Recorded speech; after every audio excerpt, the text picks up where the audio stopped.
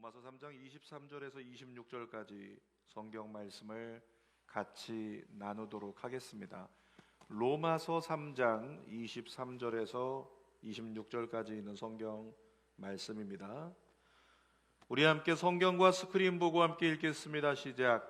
모든 사람이 죄를 범하였음에 하나님의 영광에 이르지 못하더니 그리스도 예수 안에 있는 속량으로 말미암아 하나님의 은혜로 값없이 의롭다 하심을 얻은 자 되었느니라. 이 예수를 하나님이 그의 피로써 믿음으로 말미암는 화목 제물로 세우셨으니 이는 하나님께서 길이 참으시는 중에 전에 지은 죄를 간과하심으로 자기의 의로우심을 나타내려 하심이니 곧 이때 자기의 의로우심을 나타내사 자기도 의로우시며 또한 예수 믿는 자를 의롭다 하려 하심이라. 아멘. 오늘은 로마서 3장 23절에서 26절 말씀을 가지고 화목제물이 필요한 세대, 따라할까요? 화목제물이 필요한 세대, 이런 제목으로 말씀을 나눕니다. 여러분, 요즘에 대한민국의 가장 큰 문제가 뭔지 아시죠? 뉴스를 보면 뉴스에서 가장 많이 접하게 되는 것, 대한민국의 이 양극화 현상, 굉장히 이것이 가장 큰 문제입니다. 똑같은 상황을 보는데 똑같은 상황에 대해서 전혀 다른 말들을 하고 있는 두 그룹들이 있는 거죠. 똑같은 사람을 보는데 똑같은 사람을 보면서 전혀 다른 평가를 내리는 두 그룹이 양극화를 이루고 있다는 겁니다. 그러니까 어떤 것이 진실인지 전혀 알 수 없는 상황이 마치 수평선을 그리듯이 계속되고 있는 것, 이것이 현재 대한민국의 현실입니다. 정치인의 이름을 얘기하는 거 좋아하지 않지만 그런 상황을 대표하는 인물이 추미애 법무부 장관과 윤석열 검찰총장이었습니다. 두 사람의 어떤 그 분위기의 대립, 가지고 있는 사상과 주장의 대립이 대한민국을 그대로 보여주는 것 같아요. 여러분, 도대체 언제 끝날까? 국민들 뉴스 보면서 지쳐하고 힘들어했던 모습입니다. 그런데 이와 같은 대한민국의 양극화는요, 정권이 바뀐다고 해도 끝나지 않을 겁니다. 이유가 뭐냐면 이 세상을 주관하는 자가 누구인가? 에베소서 6장은 분명하게 얘기합니다. 어둠 세상 주관자들이라. 그러니까 어둠 세상 주관자가 사탄의 영이 이 세상을 주관하고 있어요. 여러분, 사탄의 영은 연합하는 영이 아닙니다. 사탄의 영은 분열시키는 영입니다. 깨뜨리는 영이에요. 그러니까 사탄의 영이 역사하는 이 세상은 분열이 가속화될 수밖에 없고 양극화 현상이 있을 수밖에 없다라고 하는 거죠. 근데 이런 양극화 현상은요, 태초부터 있었어요. 태초부터 사단이 역사하면서부터 양극화가 일어났는데, 아담과 하와 기억하시죠? 죄를 전혀 모르던 사람들이었어요. 그러니까 벌거벗고 살아도 부끄럽지 않는 그런 사람들이었단 말이죠. 여러분, 그런데 어느 날 하와가 먹지 말라고 했던 선악과의 열매를 먹었습니다. 그 순간에 죄를 모르던 아담과 하와가 죄를 선택하게 돼요. 그리고 다가온 게 뭐냐면, 에덴 동산은 어떤 곳입니까? 하나님과 연합된 곳, 하나님과 화목한 곳, 하나님 안에 평강이 가득한 곳, 그게 에덴 동산이었잖아요. 그런데 아담과 하와 안에 죄가 들어오면서부터 사라지기 시작한 것이 있는데, 먼저 하나님과 화목이 사라졌어요. 그리고 아담과 하와는 누굽니까? 지금으로 말하면 부부잖아요. 부부간의 화목도 사라졌어요. 서로를 향해서 너 때문이야 이렇게 손가락질하면서 서로를 비난했다는 거죠. 뿐만 아니라 에덴 동산이라고 하는 그 화목한 환경 안에서 모든 걸 누릴 수 있었는데, 힘쓰지 않아도 거기서 쫓겨남을 당하면서 에덴 동산이라는 화목한 환경이 사라졌습니다. 영원한 삶을 누릴 수 있었던 인생들인데 저주를 받아서 뭐가 다가왔어요? 죽음이 다가왔잖아요. 죽음이 다가오면서 화평이 깨지고 말았어요. 그러면서 아담과 하와를 비롯한 모든 인간에게는 그들 스스로 해결할 수 없는 영적인 양극화 현상이 일어났다는 거죠. 어떤 양극화 현상이라고요? 영적인 양극화 현상, 그게 일어났다는 것입니다. 오늘 첫 번째 나누고자 하는 것은 영적인 양극화 현상입니다. 여러분, 과거에 전도해 보신 분들 중에서 사형리라는 거 한 번씩 들어보셨죠? 이 사형리의 첫 번째 원리가 뭐냐면, 하나님은 우리를 사랑하십니다. 두 번째 원리는, 그런데 인간이 죄를 지음으로 우리가 하나님과 멀어졌습니다. 세 번째 원리는, 예수 그리스도를 보내주셔서 구원의 길이 되어주셨습니다. 네 번째 원리는, 예수 그리스도를 영접하면 당신도 구원에 이를 수 있습니다. 그러면서 사형리를 가지고 전도하고 예수 그리스도를 영접하십시오 이렇게 권면을 했단 말이죠. 여러분, 그런데 일 원리를 이야기할 때요, 거기다가 질문을 붙이고 이 원리로 넘어가요. 이 원리 뭐라고요? 하나님은 우리를 사랑하십니다. 그런데 의문점이 생기는 거죠. 하나님 우리를 사랑하신다는데 왜 우리는 고통스럽고, 왜 우리는 분열이 다가오고 다툼이 다가오고 전쟁이 있고 질병이 있고 고통이 있을까? 두 번째 원리에 그 답이 있습니다라고 소개를 하는 거예요. 두 번째 원리 뭐라고요? 인간이 죄를 지음으로 하나님과 단절되었기 때문입니다. 그러면서 사형리 책자를 보면 하나님과 인간 사이에 멀어져 있는, 건너갈 수 없는 큰 구렁텅이가 있는 그 그림을 다 보여주는 거예요. 인간과 하나님이 어떻게 됐다고요? 단절됐다고요. 인간이 죄를 지었기 때문에. 여러분, 인간이 범죄한 이후에 하나님과 인간 사이는 불편한 관계가 되었습니다. 왜냐하면 하나님은 영광의 하나님이고 의의 하나님인데 인간은 죄로 말미암아 더럽혀졌기 때문에. 그럼에도 불구하고 하나님은 어떻게 하셨냐면 인간을 계속 용서하세요. 그리고 사랑을 계속 베풀어 주셨어요. 그러니까 하나님이 아담과 하와를 에덴 동산에서 내쫓으면서 그렇게 단절시키면서도 그들에게 뭘 가르치셨을까요? 제사법을 가르치시죠. 나중에 보면 가인과 아벨이 하나님께 제사를 드리잖아요. 그들이 어떻게 제사를 드릴 수 있었을까요? 아버지가 가르쳤기 때문이죠. 하나님께서 이렇게 제사하면 너희의 죄를 사해 주신다고 했어요. 그래서 짐승을 잡아가지고 피를 드리면서 하나님께 드리는 그 제사를 가르쳤단 말이에요. 그 제사를 통해서 하나님은 무엇입니까? 인생들 너하고 나하고 끊어지지 않기를 원해. 이것이 하나님의 마음이었죠. 여러분, 그럼에도 불구하고 인간은 어땠습니까? 성경을 보면 인간은 계속 범죄하고 타락을 또 계속 반복하는 그것이 인간의 모습이었어요. 그래서 성경 오늘 본문의 23절은 이렇게 결론을 내립니다. 한번 읽어볼까요? 23절, 모든 사람이 죄를 범하였음에 하나님의 영광에 이르지 못하더니. 모든 사람의 상태가 어떻대요? 죄를 범했대요. 그래서 어디에 이르지 못한다? 하나님의 영광에 이르지 못한다고요. 여러분, 모든 사람에게 있어서 우리 하나님이 가지고 있는 그 궁극적인 목표점이 있는데 그게 어디냐면 하나님의 영광이에요. 주님은 저와 여러분들이 하나님의 영광에 이르기를 원하십니다. 그런데 우리는 영광에 이를 수가 없는 상태예요. 왜? 죄가 있기 때문에.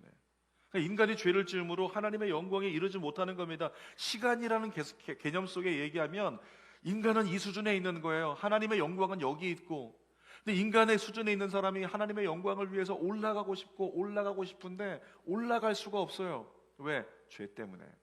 그러니까 시간을 향해서 그려본다면 계속해서 이렇게 인간과 하나님의 영광의 차이가 양극화 현상처럼 수평선을 그리듯이 계속되고 있는 거죠. 이것이 해결되지를 않는 겁니다. 이와 같은 아무리 가도 해결되지 않는 수평선, 그것을 뭐라고 하냐면 영적인 양극화 현상이라고 하는 겁니다. 하나님의 끝없는 사랑에도 불구하고 인간의 상태는 여전히 죄인이었어요. 그러니까 하나님과 하나가 될 수 없고 하나님과 온전한 연합을 회복할 수가 없었던 거죠. 아무리 멋진 선지자가 복음을 외치고 예언을 해도 인간이 변하질 않아요. 아무리 하나님께서 여러 번 건져주셔도 인간이 변하지 않습니다. 또다시 본래대로 돌아가고 또다시 무너져버리고 또다시 죄인된 모습, 이것이 인간의 실체라고 하는 거죠. 그러니까 하나님과 인간 사이에 있는 이 영적인 양극화 현상, 이걸 해결할 수 있는 방법은 있다 없다? 없다. 인간의 기준에서 볼 때는 없는 거예요. 영적인 양극화, 하나님의 영광에 다시 이룰 수 있는 방법이 없는 거예요. 절대로 없어요.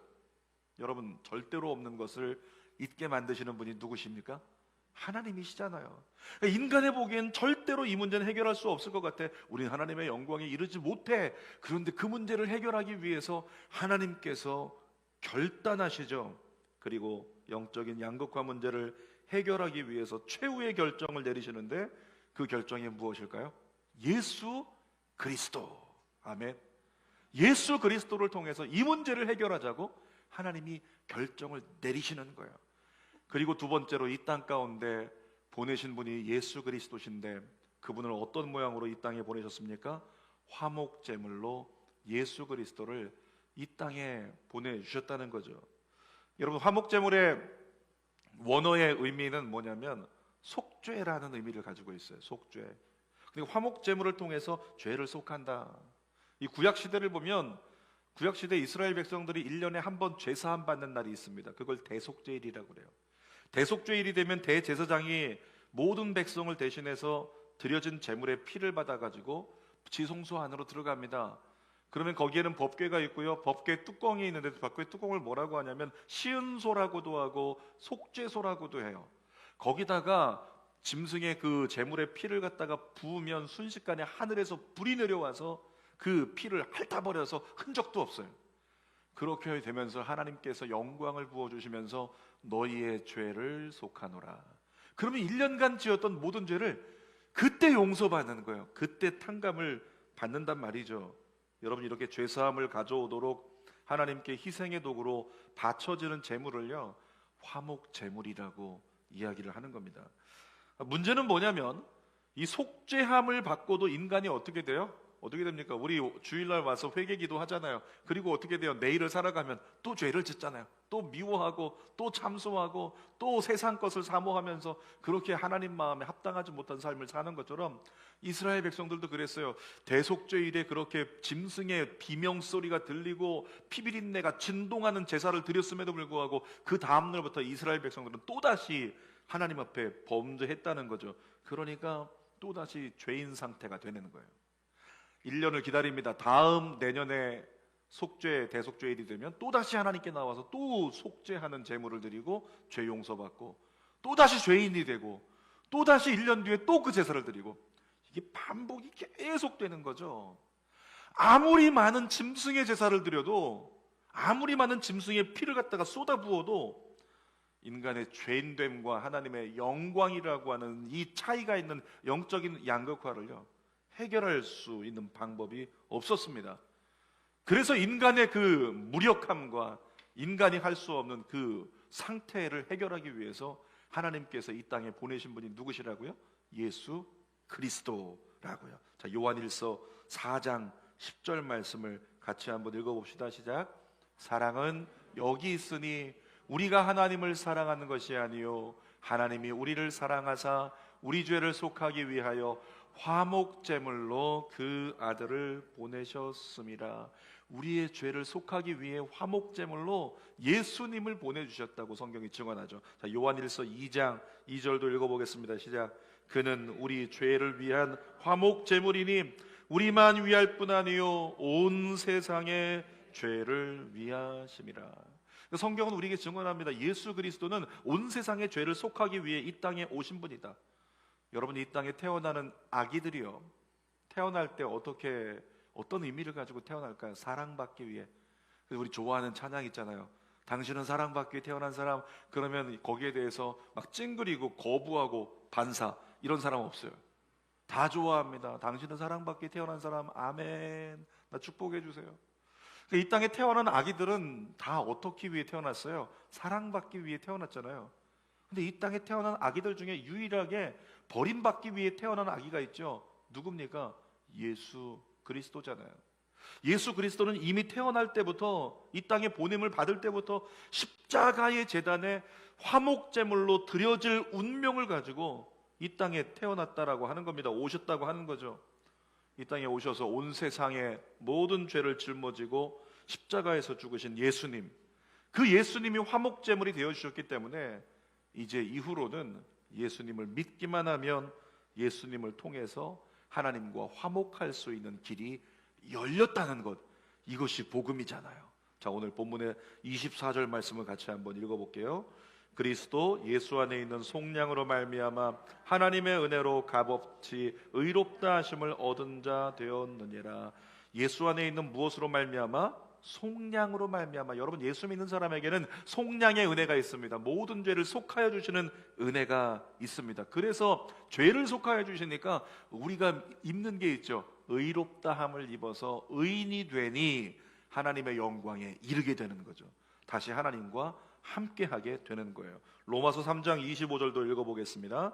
이 예수를 하나님이 그의 피로써 믿음으로 말미암는 화목제물로 세우셨으니 이는 하나님께서 길이 참으시는 중에 전에 지은 죄를 간과하심으로 자기의 의로우심을 나타내려 하심이니. 이 25절 한 절 말씀은 하나님이 인간을 얼마나 사랑하시는지 그 증거가 가득하게 나오고 있어요.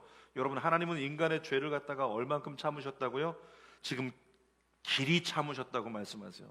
인간의 죄를 갖다가 참고 또 참고 또 참는 거예요. 또 배반하고 또 배반하지만 또 참고 또 참고 참으시는 하나님. 그리고 뭐라고요?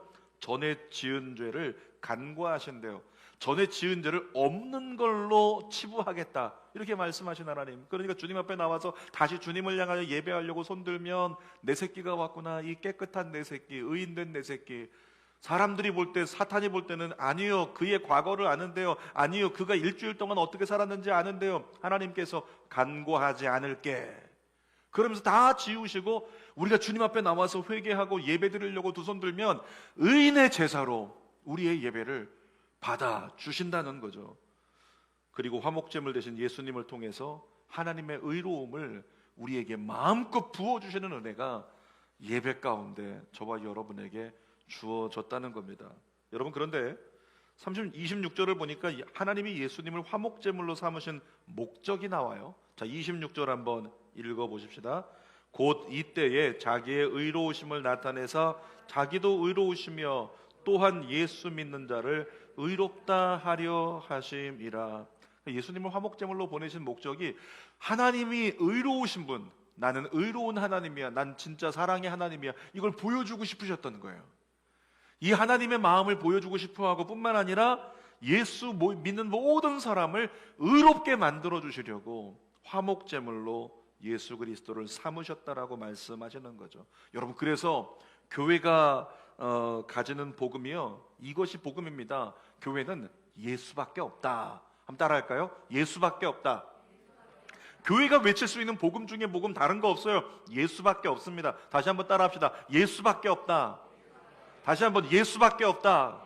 한 번 더요. 예수밖에 없다. 아멘입니까? 그 교회는 예수밖에 없는 거예요. 화목제물 대신 예수님 때문에 모든 영광을 회복할 수 있고 영적인 양극화를 해결할 수 있고 우리의 모든 과거의 지은 죄가 사함받을 수 있는 교회는 예수밖에 없는 겁니다. 사랑하는 여러분, 예수밖에 없는 자가 교회라면 교회로 부름받은 저와 여러분들이요, 사람 의지하지 마세요. 세상 의지하지 마시고 여러분을 온전케 하실 분은 예수밖에 없는 줄 믿습니다. 여러분을 모든 죄와 저주에서 건져주실 분은 예수밖에 없다. 이것이 성경에 우리를 향해 베푸시는 은총이라는 거예요. 자, 세 번째로 보니까 우리 하나님께서 화목제물로 예수님을 보내셨는데 이제 세 번째로는 그 예수님께서 화목제물로 교회를 삼으셨다는 것이 성경의 진리의 말씀이에요. 교회를 무엇으로 삼으셨다고요? 화목제물로 삼으셨대요. 자, 마태복음 5장 13절과 14절 한번 읽어봅시다. 너희는 세상의 소금이다. 너희는 세상의 빛이다. 여러분, 소금이라고 하는 것이 결정체를 가지고 있는데 이것이 세상 가운데 나가서 어떻게 되라는 말씀이에요? 녹아지라는 말씀이죠. 녹아서 너는 없어져라. 네가 없어짐으로 말미암아 그곳에 소금의 맛이 나고 소금으로 썩지 않게 만드는 열매가 주어진다, 이런 말씀이에요. 교회를 향해 빛이라고 말씀하신 것도 너도 가두어진 빛으로 너만 비추지 말고 세상 가운데 모든 사람이 길을 찾을 수 있도록 너를 통해 빛이 비춰지게 해라. 2주 전에 나눴던 말씀인데 착한 행실 기억하시죠? 착한 행실로 우리의 빛을 비추라는 거예요. 제가 수요 여성 예배 때 교회론 강의를 했는데 이 교회의 존재 목적 그리고 교회의 본질이 뭐냐? 세상에서 부름받아서 하나님 나라에서 훈련되어 세상으로 보냄받은 공동체, 이것이 교회입니다. 그러니까 우리가 하나님께요, 하나님 사랑합니다, 주님 사랑합니다, 예수님 사랑해요, 이렇게 고백하죠. 그러면 예수님께서 뭐라고 대답하신 줄 아십니까? 우리 나를 정말 사랑하니? 날 정말 사랑해? 나만 섬겨, 이렇게 말씀하지 않으세요. 날 정말 사랑한다면 세상 가운데 나가서 소금이 되라. 세상 가운데 나가서 빛이 되라. 오늘 제목을 인용하면 세상 가운데 나가서 화목제물이 되라. 예수님께서 이렇게 우리에게 말씀하신다는 거죠. 우리 하나님은 교회가 교회 안에 머물러 있는 걸 원하지 않으셨어요. 세상에서 부름받아 하나님의 나라 공동체, 교회에서 훈련받은 공동체가 이제는 세상 가운데로 보냄을 받아서 세상을 하나님의 나라가 되게 하는 것, 이것이 하나님의 비전이고 하나님의 미션입니다. 여러분, 하나님은 교회가 작은 예수가 되어 세상 가운데 화목제물이 되기를 원하셨어요. 영적인 양극화 문제를 해결하신 분이 화목제물 되신 예수님이시죠. 근데 예수님께서 공생애 동안에 사시면서 제자들과 그를 따르는 자들에게 이렇게 말씀하셨어요. 내가 너희를 사랑한 것 같이, 그 다음 뭐죠? 너희도 서로 그렇게 사랑하라. 내가 너희를 사랑한 것처럼 너희도 서로 그렇게 사랑해. 이 말씀은 다른 의미로 하면 내가 너희를 향해서 화목제물이 됐잖아. 너희도 서로 뭐 되라? 화목제물이 되라. 이런 말씀을 우리에게 주시고 계신 거죠. 단기 선교 가시는 분들이 강의를 통해서 보는 영상들이 있는데, 창끝이라고 하는 영화의 영상이에요. 이 창끝이라고 하는 영화를 보면은 원주민들에게 복음을 전하겠다고 준비된 이 젊은 선교사들이 복음을 들고 선교지에 들어갑니다. 근데 거기에 들어갔다가 원주민들에게 복음을 전하기도 전에 원주민들이 쫓아와가지고 우리에게 뭘 하려는 거야 그러면서 갑자기 공격해가지고 배를 찔러버려요. 형제여 이러고 있는데 배를 찔러버리는 거예요. 냇가에서 처참하게 한 사람 두 사람 전부 다 죽어나가요. 그런데 창에 찔려가지고 죽어가면서도 뭐라고 얘기하냐면, 형제여 예수님이 당신을 사랑하십니다. 우리는 당신을 원망하지 않습니다. 그러면서 죽어가는 거죠. 얘들 뭐 하는 거야? 다 치워버려. 시신을 다 치워버렸겠죠. 여러분, 그런데 시간이 지나고 나서 누가 다시 또 찾아옵니까? 그들의 아내들이 찾아와요. 그들의 가족들이 찾아와가지고 또다시 복음을 전하겠다고 와가지고 성경 들고, 형제여 당신이 배를 찔러 죽였던 그들의 나는 아내입니다, 가족입니다, 자녀입니다. 그러면서 와가지고 또 복음을 전하니 이 원주민들이 생각하기에 도대체 그게 뭐길래, 복음이라는 게 뭐길래, 예수라는 게 뭐길래 한번 들어보자. 쟤들 왜 저러는 거냐. 그리고 듣고 나서 어떻게 됐습니까? 그 땅에 있는 모든 원주민들이 다 예수 그리스도를 영접하게 됐어요. 그 영화가 주는 메시지가 뭐냐면, 처음 그 땅에 들어가서 순교자가 되었던 그들은 누구였다? 오늘 제목에 나오는 것처럼 누구였다고요? 화목제물이었다는 거죠. 내가 죽음으로 모두를 살려낼 수 있는 역할자, 그가 누구라고요? 화목제물이라. 예수님이 그렇게 화목제물 되셨고, 이제는 그 사명을요 교회에게 맡기셨습니다. 그래서 예수님 말씀하셨죠. 내가 한 일을 너희도 하게 될 거야. 예수님 화목제물이 되셨는데 너희도 화목제물이 될 거고, 내가 한 것보다 더 큰 일을 너희가 이루게 될 거다, 이런 말씀까지 하셨잖아요. 여러분, 그래서 교회의 목표는 교회의 권리만을 주장하는 것이 아니라 이 세상을 향한 화목제물이 돼야 될 줄 믿습니다. 코로나19 시즌에 예배드리지 못한다게 한다고 그냥 그것 때문에 원망하고 불평하고 이런 마음이 제 안에도 없겠습니까? 인간이니까, 인간 목사니까 있겠죠. 그럼에도 불구하고 그렇게 여기지 말고, 이 코로나19 시즌에도 교회는 무엇을 생각하자? 세상을 향한 화목제물. 그러니까 코로나19 시절에 교회가 예배를 막 강행하려고 하다가 비난을 받기보다는 오히려 처신을 잘 함으로써 세상에 진짜 화목제물로 잘 쓰임받기 위해서 노력하는 것, 우리에게 필요하다는 거죠. 최근에 그 뉴스 보면서 마음이 굉장히 아팠던 사건이 있었죠. 어린 생명의 이름 뭐죠? 정인이 사건. 여러분, 정인이 사건을 보면 저도 그때 보면서 너무나 화가 나고 가슴이 먹먹해서 밥이 넘어가질 않았습니다.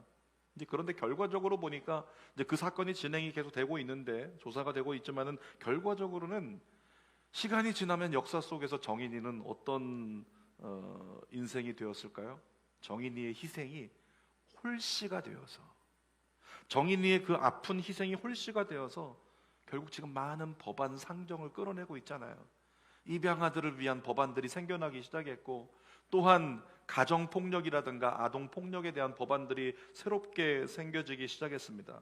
아마도 정인이의 희생으로 통해서 대한민국의 입양 문화가 또 가정폭력과 아동학대에 대한 큰 획이 그어질 거라고 생각이 됩니다. 그렇게 보니까 조심스러운 얘기지만 하나님께서 정인이를 화목제물로 쓰셨구나 라는 생각을 안 해볼 수가 없는 거예요. 자, 성경에 보면 비슷한 인생들이 나와요. 정인이처럼.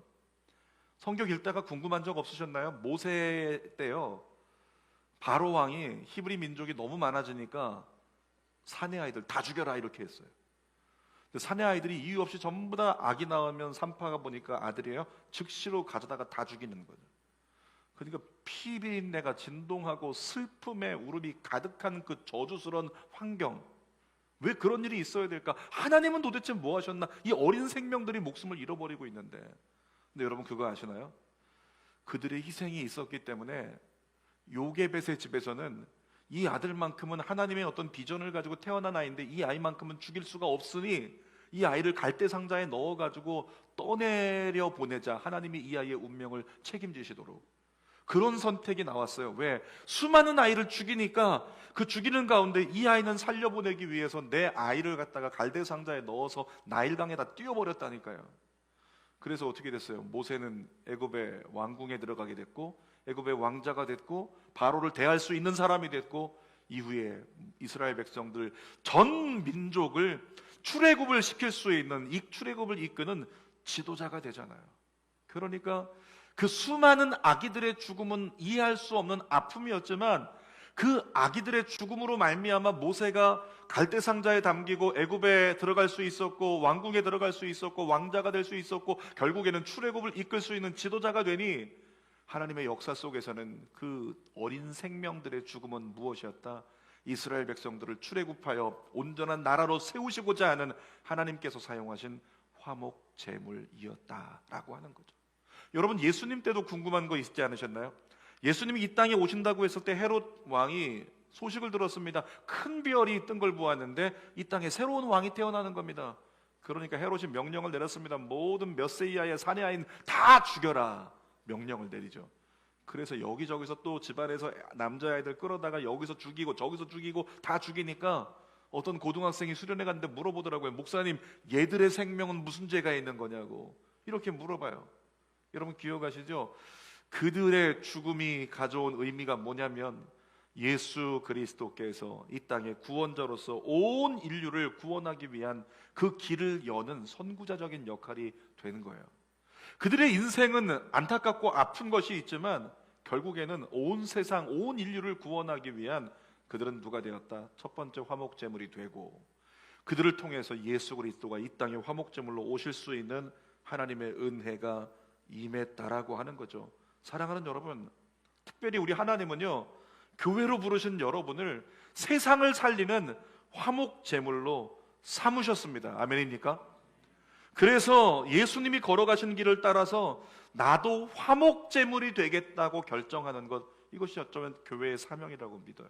따라합시다. 나도 화목제물이 되겠습니다.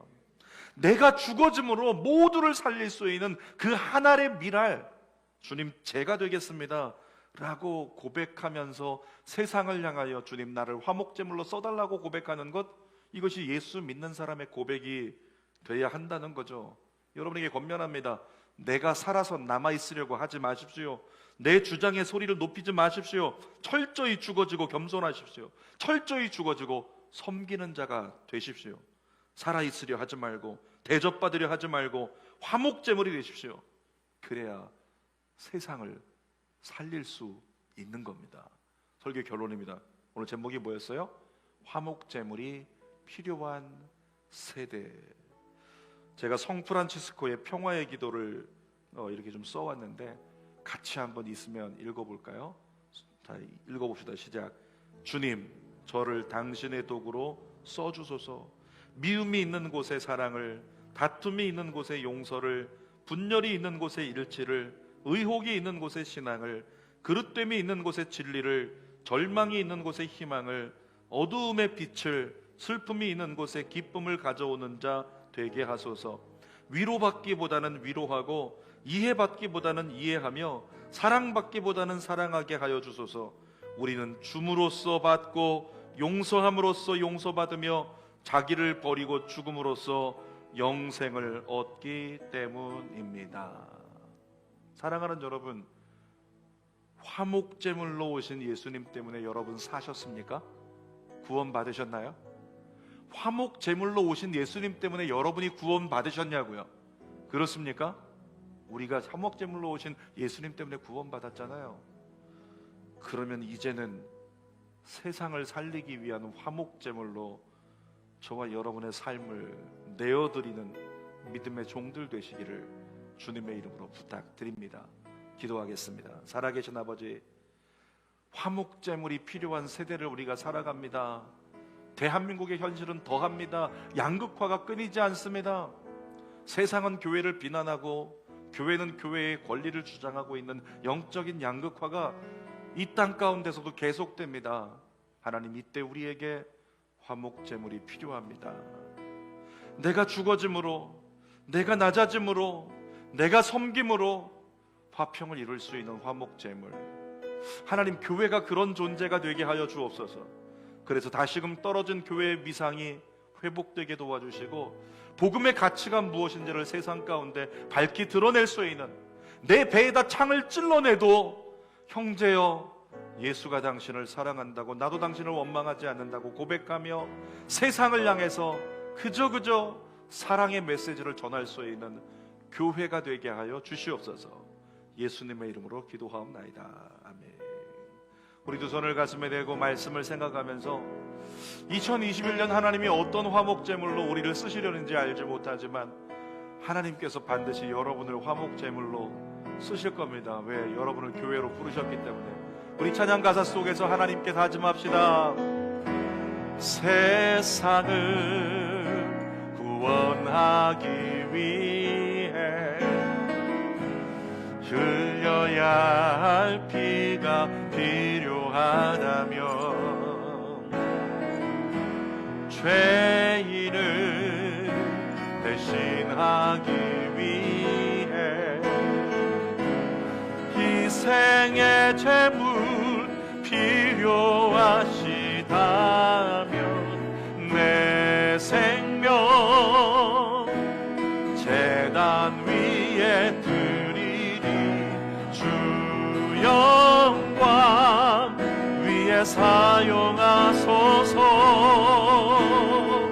생명이 또 다른 생명 낳고 주님 볼 수 있다면 나의 삶과 죽음도 아낌없이 드리리.